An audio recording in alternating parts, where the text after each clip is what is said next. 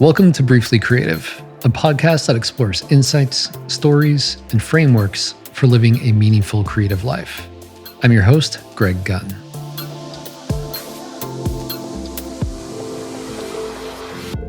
"2023 was a year of big change for me.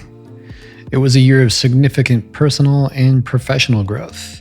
And I attribute this growth to spending less time thinking and planning and a lot more time just doing. Now, before I get to my review, I just want to take a moment to thank you for your support and for subscribing and listening to this silly podcast. It's an experiment and one I'm just trying to kind of understand and have fun with. But it is absolutely meaningless without people like you on the other end listening. So thank you, and thank you again. Okay, sappy note over. Here is my year in review. For the first time in over a decade, this year marked big professional changes for me.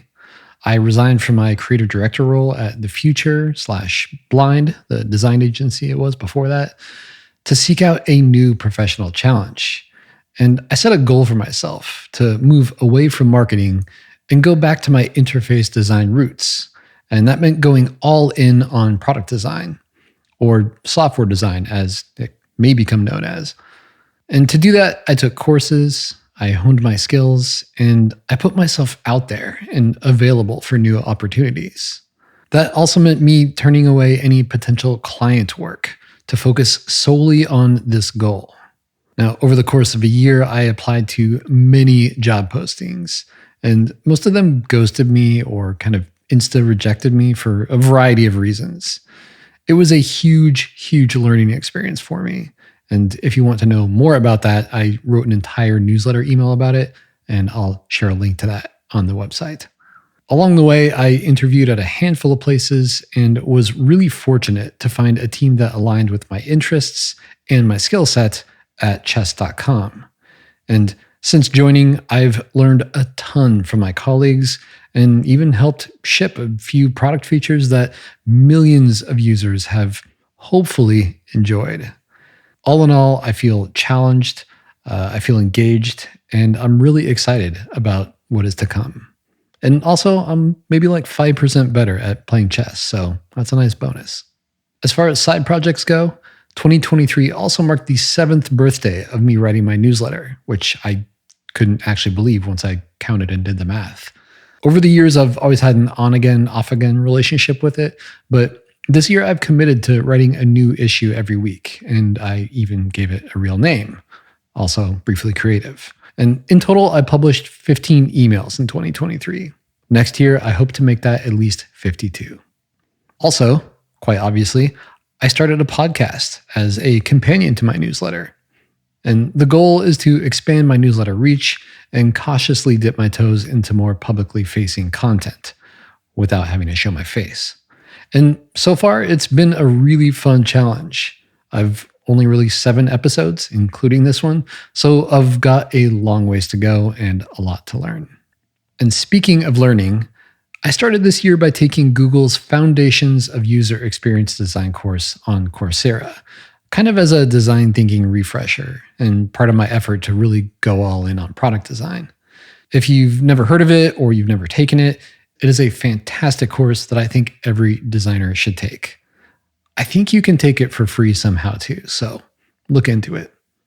And to bridge the large technical gap between my visual design and development skills, I also started learning modern JavaScript. And I started doing this in part to play with creative coding and kind of make some cool stuff, but also to get more familiar with how modern applications are built. There are 3 courses that I'll make note of here. One is called Learn React with Bob Zarol. And then I took 2 other creative coding classes. One was on Domestika called Creative Coding, Making Visuals with JavaScript, and that was taught by Bruno Imbrizi. And the other was through frontendmasters.com. And that course was called Creative Coding with Canvas and WebGL, taught by Matt Delorier. And I'm pretty sure I'm mispronouncing his name, so apologies. Also, as of today, I am on a 249-day streak learning Korean in Duolingo. So, mansae. I try to keep my software tool set very simple, but beyond my daily drivers like Figma and Notion, I found 2 new tools this year that really kind of helped me. To no one's surprise, one of them is ChatGPT, and I found that using it in my creative workflow has been incredibly helpful. And in case you missed it, you can listen to last week's episode, which I go over all that stuff in depth. The other tool that's helped me quite a bit, especially writing my newsletter, is the free and private writing app Obsidian. I love it so much that I've moved all my writing and note-taking to that app for several reasons, which I should probably talk about in a future email. But for now, Obsidian rules. Check it out. Along the lines of reading and writing, I didn't read as much as I wanted to this year. I was too busy doing stuff, remember? But I did read a few books, and here are the ones that I enjoyed. First one is Crying in H Mart by Michelle Zauner, which was just an amazing, amazing book. You should read it. It'll make you feel all the feelings, and it's just beautiful. So please read it. The second one, to help with my design leadership skills, was called Making of a Manager by Julie Zuo. And that book is fantastic. I think it's perfectly aimed at people who are typically doing the design work themselves or whatever kind of, creative work you're doing and are making that leap into management or leadership. So if you find yourself kind of in that place, it's an excellent book to start. The last one I read, which was really helpful, is Crib Sheet by Emily Oster. And that's basically a parenting book for the first 2 to 3 years of having a baby. Speaking of, that's maybe the biggest thing that I did this year. Have a freaking baby. It was our first baby. They're 3 months old now, and it's just kind of mind-blowing. I could probably talk about it for hours and hours, but I'll spare you those details. Suffice it to say, dream project achievement unlocked. I'm not one for New Year's resolutions, but when I think about 2024, there are some things that I'd really like to accomplish. Things like continuing to publish my newsletter and this podcast every single week, and developing my product design leadership skills, which is going to be a real challenge and one that I'm super excited for. And the last one, of course, be the best dad that has ever walked the earth. That goes without saying, right?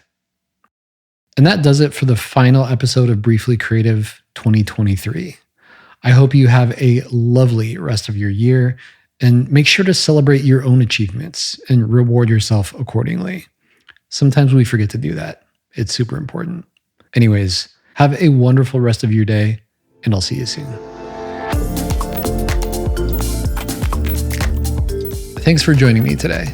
You can find more info, show notes, and a transcript of this episode at brieflycreative.fm. And if you enjoyed what you heard, consider rating and reviewing the show on Apple Podcasts or wherever you listen to it.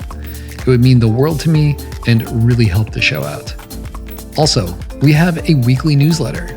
You can read more about the episode and find fun, relevant links to things like tutorials, tools, and other useful creative adjacent stuff that I find.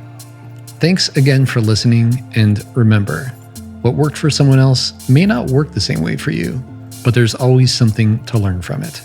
See you next time.